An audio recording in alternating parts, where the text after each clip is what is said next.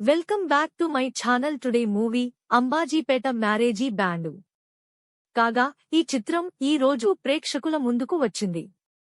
మరి ఏ మేరకు మెప్పించిందో సమీక్షలోకి వెళ్లి తెలుసుకుందాం. మూవీ స్టోరీ: అంబాజీపేట అనే ఊర్లో వెంకట్, నితిన్ ప్రసన్న పెద్ద మనిషిగా చలామణి అవుతుంటాడు. ఊర్లో సగం మంది వెంకట్ దగ్గర అప్పులు తీసుకుని వడ్డీలు కట్టుకుంటూ ఇబ్బందులు పడుతూ ఉంటారు. అదే గ్రామంలో మల్లి, సుహాస్ మ్యారేజీ బ్యాండులో పని చేస్తుంటాడు.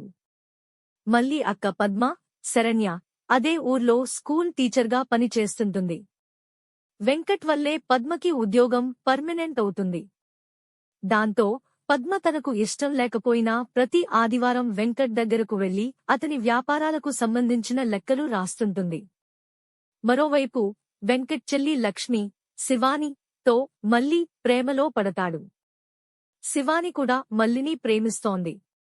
ఆ తర్వాత జరిగిన నాటకీయ పరిణామాలు ఏమిటి?